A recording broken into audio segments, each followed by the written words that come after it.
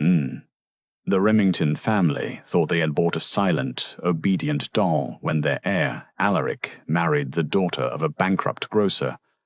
For 3 years they mocked her cheap shoes, laughed at her silence, and called her the charity case of the Upper East Side, but they didn't know that while they were busy spending millions, she was busy making billions. When the Remington empire faced a hostile takeover and the board gathered to surrender, the doors didn't open for a savior. They opened for the wife they had all despised, and this time she wasn't serving the coffee. She was firing the board. This is the story of how the poor housewife became the boss.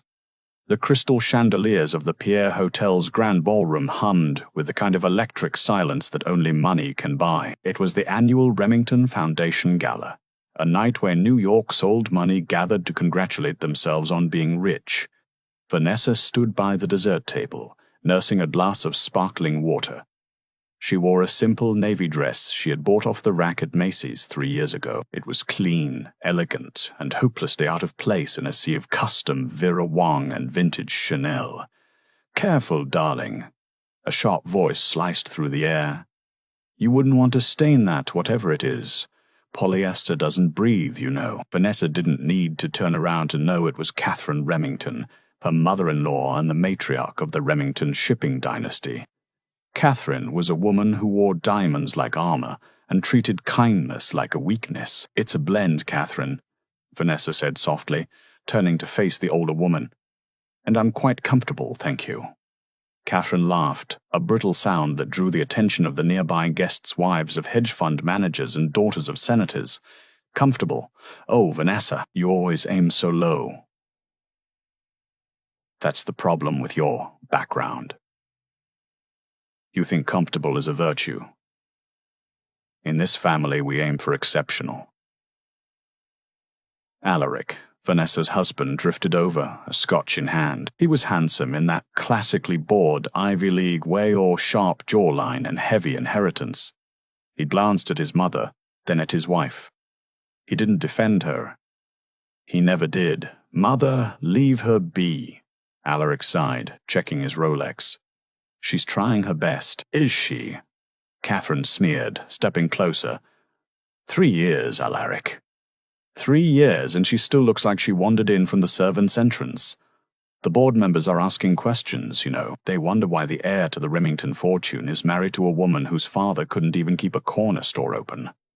Vanessa's grip tightened on her glass. Her father had been a good man.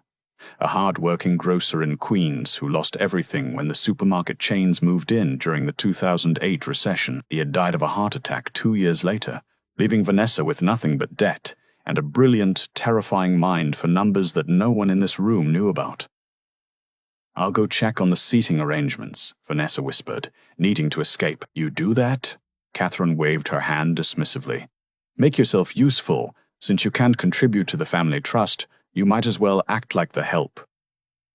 Vanessa walked away, her heels clicking on the marble floor. She could feel the eyes burning into her back. The whispers were audible, tailored to be heard. Poor thing.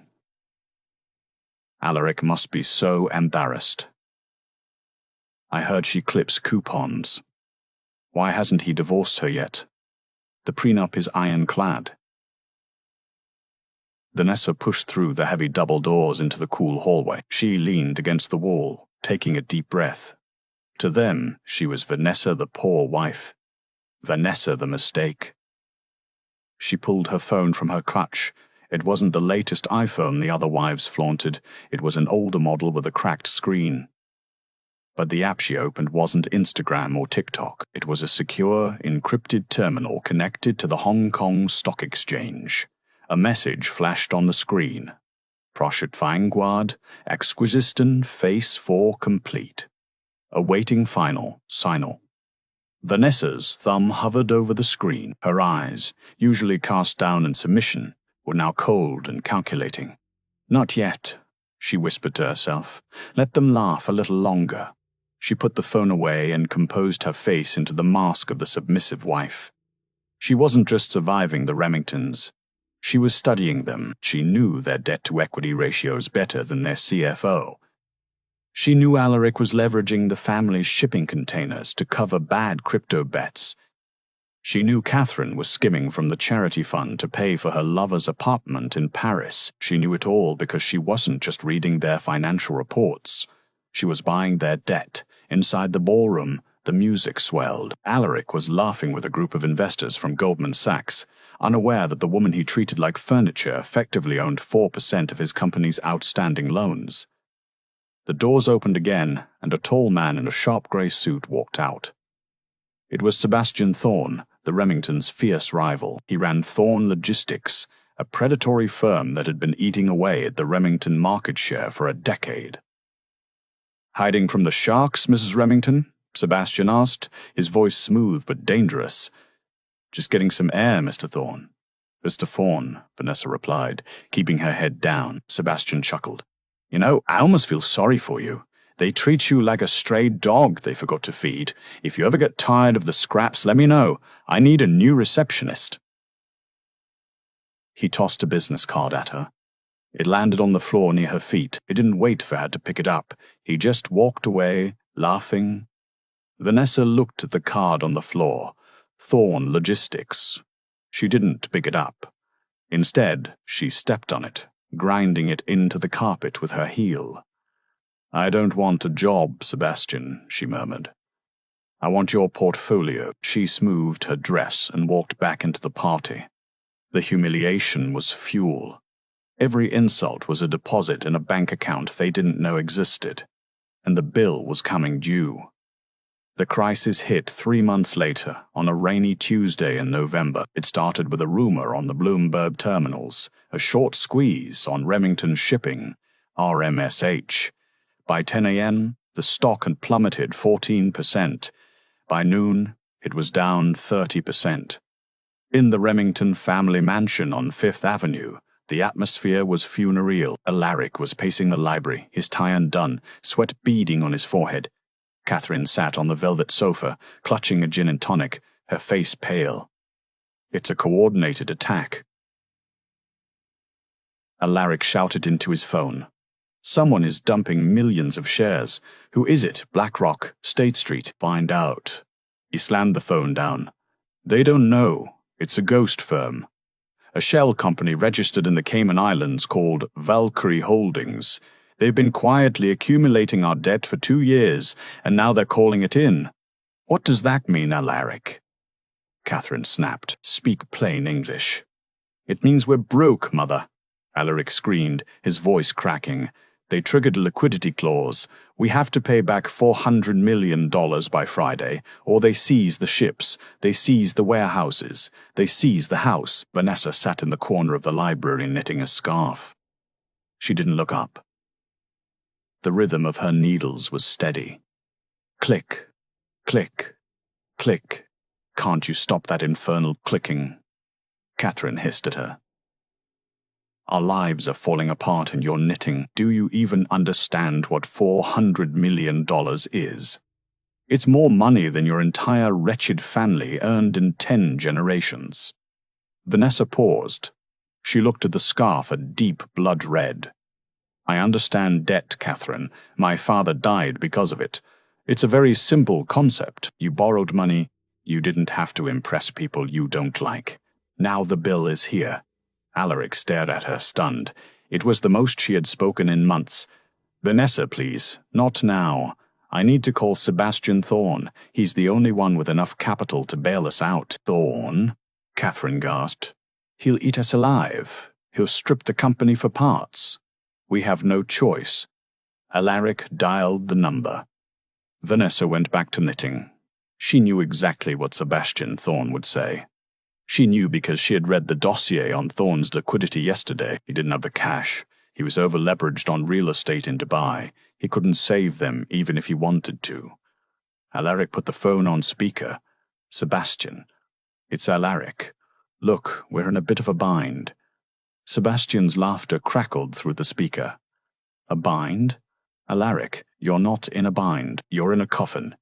I saw the ticker. Remington is trading at junk status. I need a bridge loan. I'll give you the European routes." "I don't want your routes, Alaric." I want to watch you burn. Besides, I couldn't help you if I wanted to. The market is spooked. No one is touching shipping stocks today. Good luck, old friend." The line went dead. Alaric sank into his chair, defeated. The room went silent, save for the ticking of the grandfather clock and the rain lashing against the windows. Then the butler, Jenkins, cleared his throat from the doorway. "Sir? Madam? A letter has just arrived by courier. It's marked urgent. Board of Directors." Alaric snatched the envelope. He tore it open, his hands shaking. He scanned the document, his eyes widening in horror. "What is it?" Catherine demanded. It's a notice for an emergency board meeting," Alaric stammered. "Tomorrow morning, 9 a.m., at the headquarters." "Who called the meeting?" Catherine asked. "You're the chairman. Only you can call an emergency meeting." Alaric looked up, his face ghostly white. "It wasn't called by the chairman. It was called by the majority shareholder." "But we are the majority shareholders," Catherine shrieked. "We own 51%. "Not anymore," Alaric whispered, dropping the paper. "According to this, Valkyrie Holdings just converted their debt into equity. As of this morning, they own 60% of Remington Shipping. They own the company." Catherine grabbed the letter. "Who is behind Valkyrie? Who is doing this to us?" "It doesn't say," Alaric said, "but the letter says the new CEO will introduce themselves at the meeting tomorrow, and they are demanding our resignations." Vanessa stood up. She carefully folded her knitting and placed it in her bag. "Where are you going?" Alaric asked, his voice weak. "To bed," Vanessa said calmly. "You have a big day tomorrow, Alaric.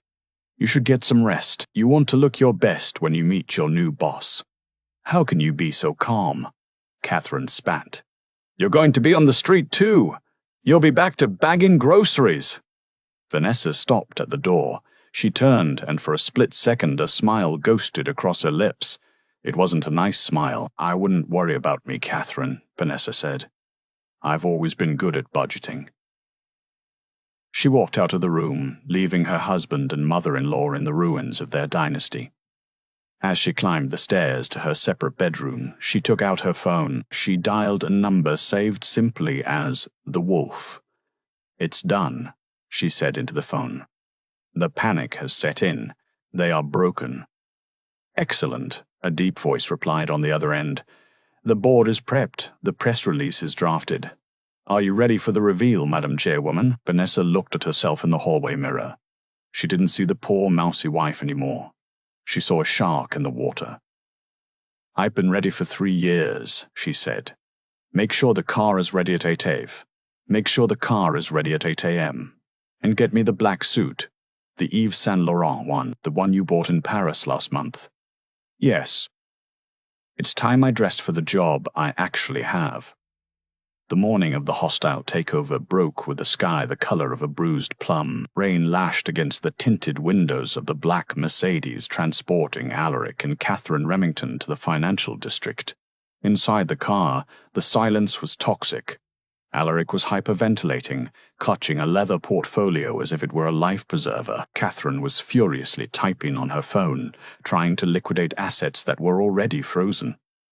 "Stop breathing so loudly, Alaric," Catherine snapped without looking up. "You sound like a dying pug. We are Remingtons. We do not panic. We negotiate. Negotiate with who, mother?" Alaric's voice was high and thin. "We don't even know who walked through the door.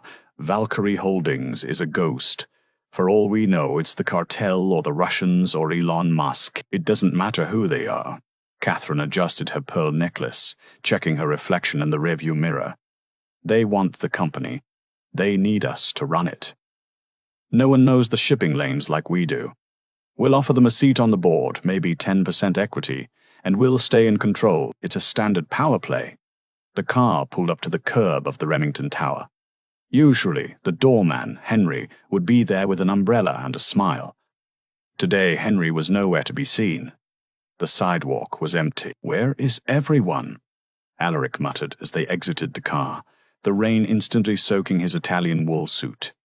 They pushed through the revolving doors into the lobby. The atmosphere was wrong.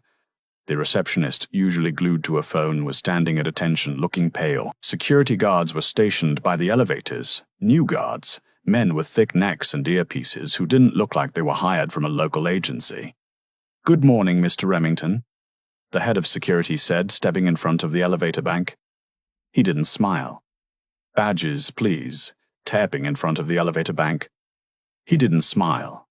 "Badges, please, badges," Catherine scoffed, shaking her wet umbrella. "I am Catherine Remington. My name is on the building. Get out of my way." "New protocol, ma'am," the guard said, his voice like gravel. "Everyone needs a badge. Or an escort." Catherine's face turned a shade of violent red. "I will have your job for this. Do you know who I am?" "Let it go, mother," Alaric whispered, terrified. He pulled out his ID card. The guard scanned it.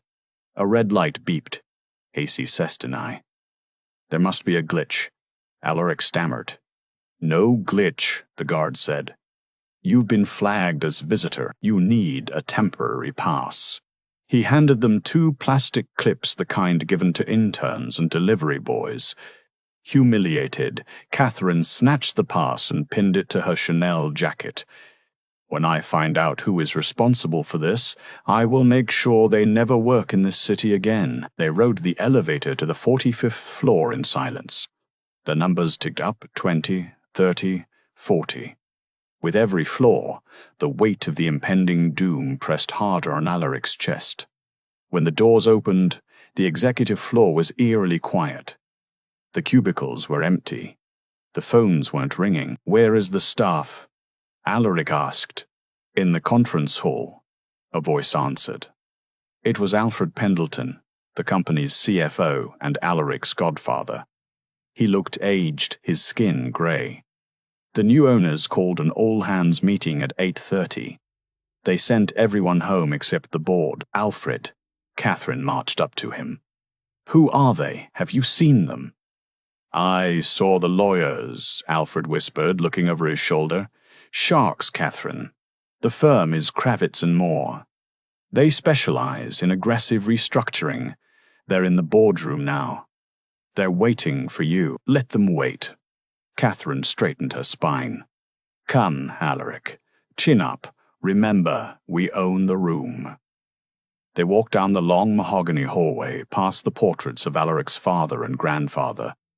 The eyes of the ancestors seemed to judge them. Alaric pushed open the heavy double doors of the boardroom. The room was freezing. The air conditioning was blasted to the max.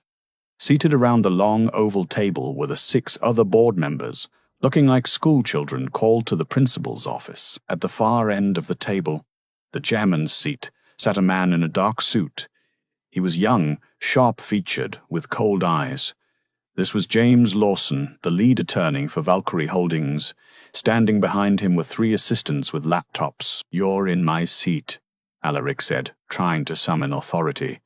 "Not anymore, Mr. Remington." James Lawson didn't stand up. "Take a seat on the side. We have a lot to get through." Catherine slammed her hand on the table. "This is a hostile takeover. We have rights. We demand to see the principal owner of Valkyrie Holdings immediately. I refuse to speak to a lawyer." James Lawson smiled. It was a terrifying, reptilian smile. "You're in luck, Mrs. Remington. The CEO insisted on being here personally to accept your surrender." "Surrender?" Catherine laughed nervously. "We are here to negotiate." "There is no negotiation." James checked his watch. "The CEO will be here in 10 seconds. The heavy doors opened again. Alaric turned, expecting a titan of industry. Maybe Warren Buffett, maybe a tech billionaire from Silicon Valley. Instead, a woman walked in. She was wearing a black Yves Saint Laurent power suit, tailored to perfection. Her heels were sharp stilettos that clicked rhythmically on the hardwood floor, sound of impending judgment. Her hair, usually tied back in a messy bun, was blown out in sleek, glossy waves. She wore oversized, dark sunglasses. She carried a take-out coffee cup in one hand and a thick leather folder in the other. Catherine squinted. The silhouette looked familiar, but the energy was wrong. This woman radiated power. She occupied the space like a predator entering a cage of rabbits. The woman walked past Alaric. She walked past Catherine. She didn't look at them. "Excuse me," Catherine barked. "We are in a private meeting. The coffee girl is supposed to leave the tray in the lobby." The woman stopped at the head of the table, right next to James Lawson. James immediately stood up and pulled out the chairman's chair for her. "Coffee girl," the woman repeated. Her voice was low, smooth, and unmistakable. She took off her sunglasses and tossed them onto the mahogany table. Alaric gasped. The sound was like a balloon popping in the silence. It was Vanessa, but it wasn't the Vanessa he knew. The timid eyes were gone, replaced by steel. The slumped shoulders were gone. She looked at him with an expression of absolute, terrifying indifference. "Hello, Alaric," she said. "Hello, Catherine." "Vanessa." Catherine's jaw dropped. "What are you doing here? Did you bring Alaric's lunch? Get out. You're embarrassing us." "I think there's a misunderstanding," Vanessa said calmly. She sat down in the chairman's chair. She took a sip of her coffee. "I didn't bring lunch, and I'm not the coffee girl." She placed the leather folder on the table and opened it. "I'm the CEO of Valkyrie Holdings," Vanessa said, her voice echoing in the silent room. "And I'm the new owner of Remington Shipping." For a full 10 seconds, the only sound in the room was the hum of the hard drive in Alfred Pendleton's laptop. Then Catherine Remington began to laugh. It was a hysterical, screeching sound. "You?" She pointed a manicured finger at Vanessa. "You? The grocer's daughter? Oh, this is rich. This is a prank, right? Alaric, did you put her up to this? Is this some sort of sick therapy role play?" Vanessa didn't smile. She didn't blink. She simply tapped a key on the laptop in front of her. The massive screen behind her flickered to life. It displayed a complex web of financial transactions, wire transfers, and shell company registrations. "James," Vanessa said softly, "please walk the former board members through the acquisition structure." James Lawson stepped forward. "Certainly, Madam CEO. 3 years ago, Mrs. Vanessa Remington began using her personal inheritance, a small but significant sum left by her late grandmother, that you, Alaric, didn't know about because you never asked to invest in high-risk cryptocurrency futures. She turned $50,000 into $12 million in 6 months." Alaric's face went white. You had $12 million? And you let me beg my mother for allowance?" "I wasn't done," Vanessa interrupted. "Proceed, James." "Using that capital, James, Mrs. Remington formed Valkyrie Holdings. She noticed that Remington Shipping was bleeding cash due to mismanagement. Specifically, she noticed that someone was siphoning maintenance funds into offshore accounts." James clicked a button. A spreadsheet appeared. It showed millions of dollars moving from the company's ship maintenance fund into an account in the Cayman Islands named Queen Catherine LLC. The board members gasped. All eyes turned to Catherine. "That's a lie," Catherine shrieked, clutching her pearls. "That's accounting errors. It's embezzlement, Catherine," Vanessa said, her voice cutting through the air like a knife. "I've been tracking it for 2 years. Every time you insulted my shoes, I bought another chunk of your debt. Every time you told me I was worthless, I shorted your stock. And when you decided to leverage the entire company fleet to cover Alaric's gambling debts last month, well, that was the final nail." Vanessa stood up. She walked slowly around the table, trailing her hand along the backs of the leather chairs. "I know everything," she said. "I know about the bribes paid to the Port Authority in Jersey. I know about the safety inspections you faked on the SS Alaric. I know that this company is technically insolvent." She stopped behind Alfred Pendleton, the CFO. "Alfred," she said gently, "you signed off on those audits. You knew Catherine was stealing." Alfred trembled. I had no choice. She threatened my pension." "You always have a choice," Vanessa said cold. "You're fired. Effective immediately. Security will escort you out." 2 guards stepped forward and lifted the weeping old man out of his chair. They dragged him from the room. The remaining board members were petrified. They looked at Vanessa not as a housewife, but as an executioner.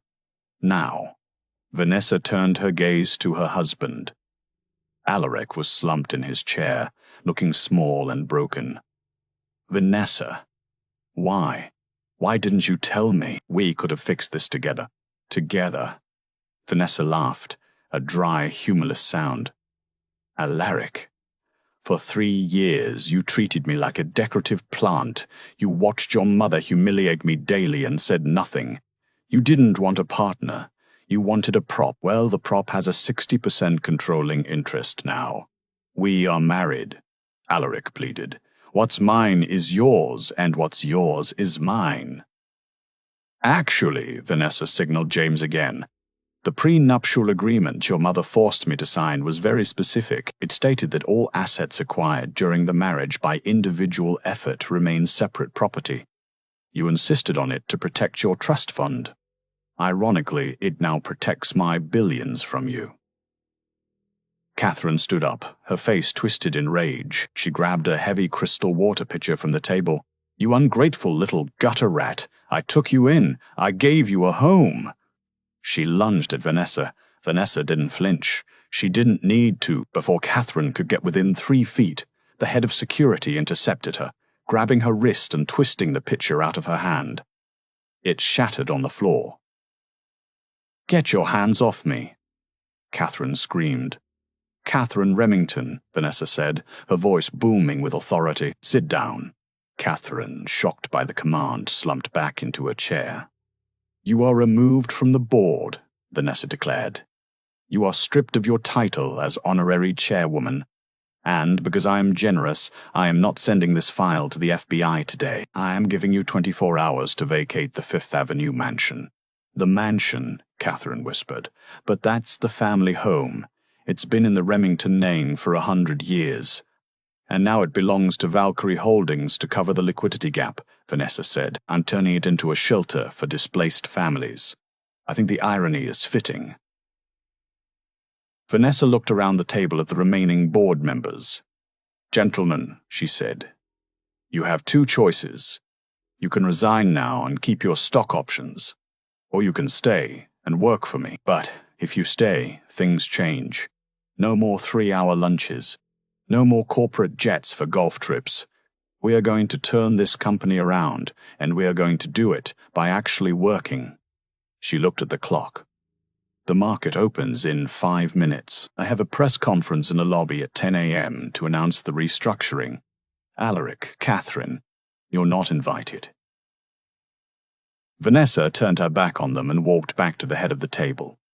She sat down and opened her laptop, instantly dismissing them from her existence. Security, she said without looking up. Clear the room of non-essential personnel. The guards stepped toward Alaric and Catherine. Vanessa, please. Alaric cried as the guard grabbed his arm. Where am I supposed to go? I have no access to my accounts. Vanessa paused typing. I have no access to my accounts. Vanessa paused typing. She looked up, her eyes softening just a fraction, not with love, but with pity. I heard Thorne Logistics is hiring, she said. Sebastian Thorne told me he needs a new receptionist. You should give him a call. As Alaric and Catherine were dragged out of the boardroom, shouting and crying, Vanessa didn't watch them go. She was already on the phone with the Tokyo office, speaking fluent Japanese, another skill she had hidden from them. Moshi Moshi, she said into the phone. Yes, this is Vanessa. Start the ships. The door slammed shut, sealing the past behind her. The poor wife was dead. Madam CEO had arrived. But the war wasn't over. As Vanessa looked out the window at the rainy skyline, her phone buzzed with a text message from an unknown number. It wasn't a congratulation. You played a good hand, Vanessa, but you forgot one thing. The debt you bought came with baggage. See you soon. Vanessa frowned. She traced the number. It originated from a satellite phone. She had taken the crown, but she had also painted a target on her back, and the person aiming at her wasn't Alaric or Catherine. It was someone much more dangerous. The first week of Vanessa's reign was a bloodbath, but of the corporate kind. She fired 40% of middle management, renegotiated the fuel contracts, and sold the company's private jet a Gulfstream 6 fix. that Catherine had used to fly her poodles to Miami. The stock price of Remington Shipping, now trading under the ticker VAL-K, stabilized. The business press called her the Iron Housewife. Forbes requested an interview. She declined. She didn't have time for fame. She was too busy hunting a ghost. The mysterious text message gnawed at her. The debt you bought came with baggage. Late one Thursday night, Vanessa was alone in the CEO's office. The city lights of Manhattan sprawled below her, a grid of gold and darkness. She was poring over the manifest logs of the SS Orion, a massive container ship currently docked in Hamburg. According to the official logs, the Orion was carrying German automotive parts bound for Newark. But Vanessa's algorithm, the one she had built on her cracked laptop in her bedroom, flagged a weight discrepancy. The ship was riding too low for auto parts. It was heavier by 3 tons. She picked up the phone and dialed the harbor master in Hamburg. "This is Vanessa Remington. I want container 404 4X opened. Now." "Madam," the German harbor master hesitated. "That container is marked diplomatic cargo. It is sealed under the authority of the Geneva Convention. We cannot open it without a warrant."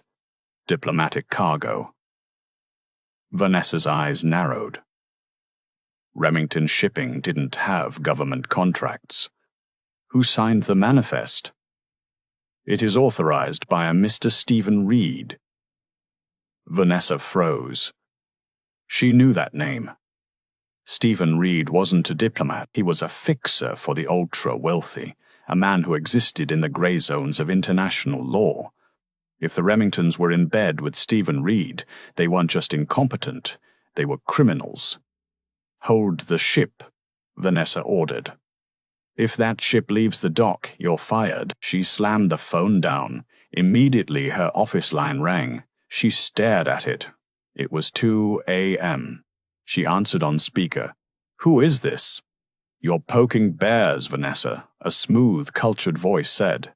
It wasn't Stephen Reed. It was someone younger. "The container stays closed. Tell me what's in it," Vanessa demanded.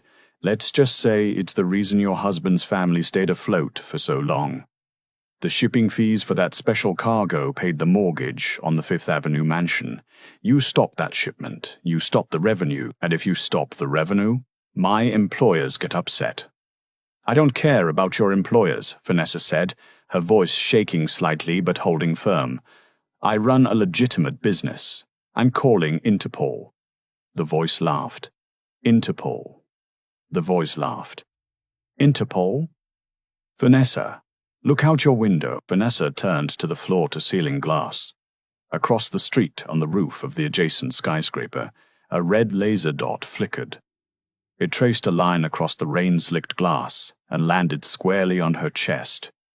"We can reach you anywhere," the voice said. "Let the Orion go, or the next shareholder meeting will be your funeral." The line went dead. Vanessa dropped to the floor, crawling behind the heavy oak desk. Her heart hammered against her ribs. This wasn't numbers on a screen anymore. This was real. She realized then that Catherine and Alaric weren't just spending money recklessly. They were being blackmailed or bribed into turning a blind eye to smuggling. They were useful idiots. And now, she had cut the puppet strings, leaving the puppet masters exposed. She needed backup. But who? The police would take too long, and her private security was hired by the old board. She couldn't trust them. She pulled out her phone and dialed the one person who hated the Remingtons as much as she did. Sebastian Thorne. The voice on the other end answered, sounding groggy. "It's 2 a.m. If you're calling to brag about your stock price, I'm hanging up." "I need help," Vanessa said, her voice breathless. "They're using my ships for smuggling, and there is a sniper aiming at my office." There was a pause. The playful arrogance vanished from Sebastian's voice. "Get away from the window. Turn off the lights. I'm 10 minutes away." "Why would you help me?" "Because," Sebastian growled, the sound of a car engine roaring to life in the background. "I want to beat you in the market, Vanessa. I don't want to see you dead." Stay down. 3 days later, the SS Orion was seized by German authorities. Inside the container were not auto parts, but $50 million worth of conflict gold bars, illegally mined in Central Africa and laundered through shell companies. The scandal was instant. Remington, shipping tied to gold smuggling. Rin, the headlines screamed. But Vanessa was ahead of the narrative. She held a press conference, standing side by side with the federal prosecutor. She claimed full credit for uncovering the corruption of the previous administration and pledged full cooperation. She spun the disaster into a victory for transparency. The stock dipped, then soared. She was untouchable. Or so she thought. Vanessa was staying in a secure penthouse suite at the St. Regis, arranged by Sebastian Thorne's security team. She hadn't slept in 48 hours. There was a knock at the door. Her bodyguard, a massive ex-Marine named Cole, checked the peephole. "It's your husband, ma'am. He looks rough." Vanessa hesitated. "Let him in, but search him first." Alaric stumbled into the room. He looked like a ghost of his former self. His expensive suit was wrinkled, his face unshaven, his eyes bloodshot. He smelled of cheap whiskey and desperation. "Vanessa," he rasped, falling to his knees on the plush carpet. "Oh God, Vanessa, I'm so sorry." Vanessa stood by the fireplace, arms crossed. "Get up, Alaric. You're ruining the carpet. I didn't know." Alaric sobbed. "I swear I didn't know about the gold. Mother handled the special contracts. She told me it was just tax-free luxury goods. I thought we were smuggling handbags, not blood gold." "Ignorance isn't a defense, Alaric," Vanessa said coldly. "It's just another form of guilt." I know," he wept. "I'm a coward."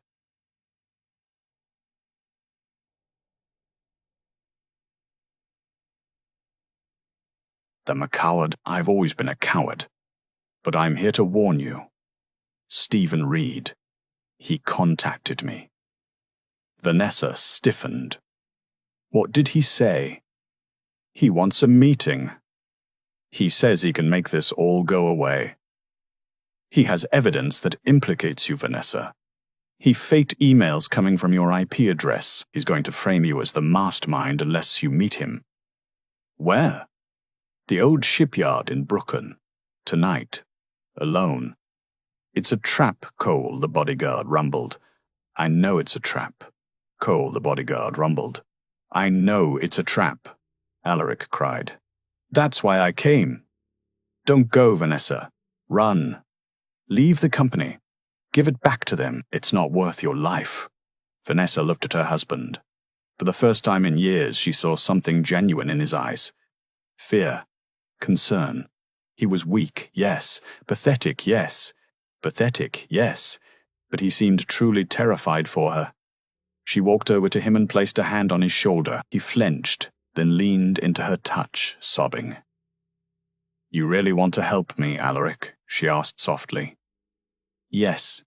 Anything. I love you, Vanessa. I never showed it, but I do." "Okay," she whispered. "Then tell me. Why is there a recording device taped to your chest?" Alaric froze. His weeping stopped instantly. The room went deadly silent. Vanessa ripped his shirt open. Taped to his sternum was a thin black wire and a small transmitter. She stepped back, her face a mask of disgust. "You didn't come to warn me. You came to get me to confess to something. You're wearing a wire for them." Alaric scrambled back, his face twisting from sorrow to panic. "They have Mother. Stephen has Catherine. He said if I didn't get you to admit to the smuggling on tape, he'd kill her. Vanessa, please, you have to understand." "I understand perfectly," Vanessa said. Her voice was devoid of emotion. "You are exactly who I thought you were. You'd sell me out to save the woman who made both our lives miserable." She turned to Cole. "Throw him out." "Vanessa, wait!" Alaric screamed as Cole dragged him toward the door. "The meeting isn't a trap. It's an ambush. They're not going to negotiate. They're going to blow up the shipyard with you in it. Don't go." The door slammed shut, silencing his screams. Vanessa walked to the window. She was shaking, but not from fear. From rage. "He's right about one thing," she said to the empty room. "Stephen Reed is at the shipyard." She pulled out her phone and dialed Sebastian Thorne. "Sebastian," she said, "you asked me once if I wanted to merge our companies." "I was joking," Sebastian replied instantly. "Mostly." "I'm not," Vanessa said. "Mostly?" "Not," Vanessa said. "I'm willing to give you 49% of Remington shipping, but the price is high. Name it." "I need your ships," Vanessa said. "Not for cargo. I need them to create a blockade." "A blockade? Where?" "The Brooklyn Navy Yard," Vanessa said, her eyes cold as steel. "I'm done playing defense. Tonight we go on the offense. I'm going to that meeting." "Vanessa." "That's suicide," Sebastian warned. "No," Vanessa corrected him, pulling her hair back into a tight ponytail. "Suicide is facing me in a boardroom. Facing me in a shipyard. That's just an execution." She grabbed her coat. "Call the police, Sebastian. Tell them to bring a lot of handcuffs. But give me 1 hour. I have a family reunion to attend." The Brooklyn Navy Yard was a graveyard of rusted metal and forgotten industry, shrouded in a thick, freezing fog that seemed to swallow the very light of the moon. Vanessa's town car idled at the security gate, its engine a low, rhythmic hum against the silence of the docks. The driver, a man who had seen much in his 30 years of service but nothing like this, gripped the steering wheel until his knuckles were white. "This is as far as we go, ma'am," he whispered, his voice trembling. "The security cameras were cut 10 minutes ago. It's a dead zone." Vanessa didn't hesitate. She stepped out into the biting wind, her heavy trench coat billowing around her like a dark cape. She wore no jewelry, no diamonds, no reminders of the Remington wealth. She was just Vanessa, the woman who had been forged in the fire of their contempt. The rain had stopped, leaving the air damp and smelling of salt, diesel, and the metallic tang of impending violence. She walked alone toward Warehouse 4B, a massive corrugated steel structure that loomed like a hunched beast. The sliding door was cracked open just enough to spill a slyer of sickly yellow light onto the wet asphalt. Every step she took was a calculated beat. She wasn't afraid. Fear was an emotion for people who still had something to lose. Vanessa had already traded her heart for a kingdom. Inside, the space was cavernous, filled with the echoes of dripping water and the groan of shifting timber. In the center, illuminated by portable floodlights that cast long, distorted shadows, sat Catherine Remington. The sight was jarring. The matriarch of Fifth Avenue, the woman who once claimed that polyester was a sin, was tied to a rusted industrial chair with zip ties. Her silver hair was a bird's nest of tangles. Her makeup was smeared into a grotesque mask of grief, and her custom Chanel suit was ruined by grime and engine oil. Standing over her was a man in a beige overcoat, Stephen Reed. He was leaning against a shipping crate, cleaning his fingernails with a flick knife. He was flanked by 3 armed men, their faces obscured by the shadows of their tactical gear. "I didn't think you'd actually come," Stephen called out, his voice smooth and cultured, echoing off the high steel beams. "The accountant with a hero complex. Holaric said you were cold, but I thought even you might have a sliver of sentimentality for the woman who gave you a roof over your head." Vanessa stopped 20 feet away, her hands buried deep in her coat pockets. She didn't look at Catherine, who was muffled by a heavy gag, her eyes bulging with a mixture of terror and a sudden, desperate hope. "I'm not a hero, Stephen," Vanessa said, her voice steady, cutting through the damp air like a blade. "I'm a pragmatist. You have something that belongs to my company specifically, a massive liability sitting in that chair.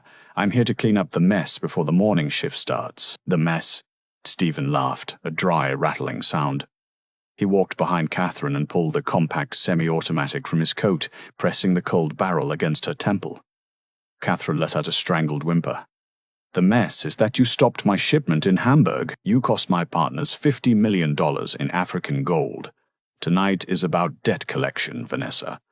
You see, the Remingtons didn't just borrow money. They borrowed time from people who don't like to wait." He kicked a briefcase toward her. It slid across the floor, stopping inches from her boots. Inside are the release forms, Stephen continued. Transfer the controlling interest of Valkyrie Holdings to a shell corporation I've prepared in Panama. Sign them, and I might let your mother-in-law live. I might even let you walk out of here. Refuse, and the morning news will report a tragic industrial accident to CEO and her mother-in-law, lost to a warehouse fire. Vanessa looked down at the briefcase, then back at Stephen. A small, chilling smile played on her lips. It was the smile of a woman who had played 10,000 games of chess in her head and knew exactly when the king was trapped. You've spent too much time dealing with the Remingtons, Stephen, Vanessa said. You think everyone with $1 billion is a coward. You think I'm here to negotiate for her life. She finally looked at Catherine. Catherine would have let me burn if the roles were reversed. She probably would have supplied the matches. Vanessa! Catherine's muffled voice was a desperate shriek. I'm not signing anything, Vanessa said, her voice dropping an octave. And you're not going to shoot her. Not because you're a good man, but because you're a businessman. And business is about to get very, very bad for you. Is that so? Stephen cocked the hammer of the gun. The metallic click was loud in the silence. Give me one reason why I shouldn't end this right now. Because Vanessa pulled her hand from her pocket, holding her phone. She didn't call for help. She simply tapped a command on a custom app. You forgot to check the manifest of the tugboats I moved into the harbor 2 hours ago. You think you lured me into a trap? Stephen, I've been buying the debt of this very shipyard for 6 months. I own the ground you're standing on. Suddenly, the warehouse was flooded with blinding, artificial white light. The corrugated walls rattled as the heavy thrum of rotors vibrated through the roof. From the skylights above, high-end industrial drones descended, their red and blue lights flickering like angry hornets. They hovered in a perfect semicircle around Stephen and his men.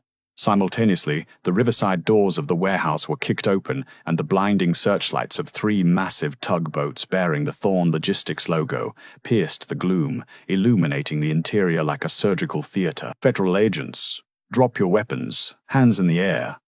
The command came not from Vanessa, but from a dozen loudspeakers mounted on tactical vehicles that were now crashing through the perimeter fences. Stephen panicked. His cool demeanor shattered. He grabbed Catherine by the hair, holding her up and using her as a human shield. Back off! I'll kill her! I'll blow her brains out right now!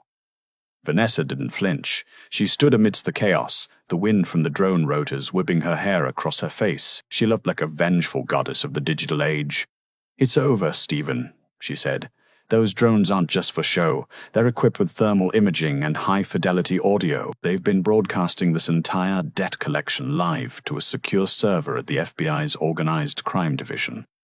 They have your face, your voice, and your confession of the gold smuggling. And the tugboats? They've deployed steel cables across the mouth of the inlet. You aren't leaving by water. You aren't leaving by land. Stephen looked at the surrounding wall of tactical shields, the red laser dots dancing across his chest, and then at Vanessa's cold, unwavering eyes. He realized he wasn't dealing with a housewife. He was dealing with a predator who had spent 3 years learning how to kill without a weapon. Slowly, his hand began to shake. He lowered the gun. With a snarl of defeat, he shoved Catherine forward. She fell hard, her knees hitting the concrete with a sickening crack. This isn't over, Vanessa. Stephen screamed as the SWAT team swarmed him, slamming him into the dirt. You think you can just take over? My partners. They'll come for you. Let them come, Vanessa whispered to the wind. I'll buy them come, Vanessa whispered to the wind. I'll buy them too. She walked past the shouting men and the clicking of handcuffs. She walked straight to Catherine. The older woman was sobbing, her body racking with tremors. The gag had been pulled down, and she was gasping for air. Vanessa, oh, thank God, Catherine wheezed, reaching out a trembling, grime-covered hand to touch Vanessa's coat. I knew you were a Remington at heart. You saved the family. You saved thee. We can fix this. We'll get the lawyers. We'll bury Stephen. We'll go back to the house. Vanessa looked down at her. There was no joy in her eyes, only a profound, icy clarity. She didn't reach down to help Catherine up. She didn't offer a word of comfort. We aren't going back to the house, Catherine, Vanessa said. And we aren't family, we're just two people who happen to share a last name. But as of 5 minutes ago, I filed the paperwork to revert to my maiden name. Catherine blinked, her tears pausing. What? But the scandal. You need me to navigate the social fallout. You need the Remington name. I don't need a name that's synonymous with blood, gold, and embezzlement, Vanessa said.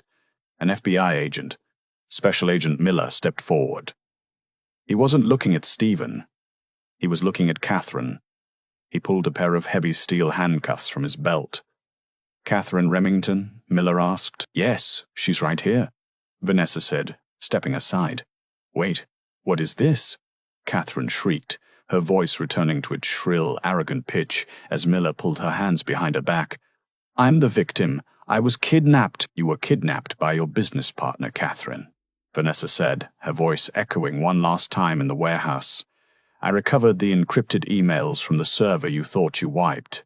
The ones where you personally negotiated the handling fees for the conflict gold. You didn't just know about the smuggling. You were the one who invited Stephen into our lives. You sold your family's soul for a bigger penthouse. You traitor, Catherine screamed, her face contorting into a mask of pure hatred as she was hoisted up and led toward a waiting police van. I made you. You were nothing, a grocer's brat. Vanessa watched her go. She watched the blue and red lights fade into the New York fog. She felt a weight lift. Not the weight of the company, but the weight of the girl who had spent 3 years trying to be enough for people who were never worth her time. As she walked out of the shipyard, Sebastian Thorne was waiting by his car, a flask of coffee in his hand and a look of genuine impressed amusement on his face. Remind me never to get on your bad side, Sebastian said, handing her a cup. That was thorough. It was just business, Sebastian, Vanessa said, taking a sip. The heat of the coffee felt like the first warm thing she'd felt in years. So, what's the first order of business for the new boss of Vanguard Global? Vanessa looked up at the skyline, where the sun was just beginning to bleed through the gray clouds, a sliver of gold on the horizon. I'm going to go to my father's old grocery store, she said. I'm going to buy the lot. And I'm going to build something that actually matters. She got into the car, leaving the ruins of the Remington Empire behind. The poor wife was gone. The Madam CEO had taken her seat, and the world was finally quiet. And that is how the woman they mocked became the woman they feared. Vanessa didn't just survive the shark tank. She became the shark. It's a brutal reminder that silence isn't always weakness. Sometimes it's just a predator waiting for the right moment to strike. The Remingtons learned the hard way that when you marry for money, you pay a price, but when you underestimate your wife, you lose everything. If you enjoyed this story of revenge, justice, and corporate warfare, please give this video a thumbs up. It really helps the channel grow. Don't forget to subscribe and hit the bell icon so you never miss a new story. What would you have done in Vanessa's shoes? Would you have saved Catherine or let her rot? Let me know in the comments below. Thanks for watching and see you in the next story.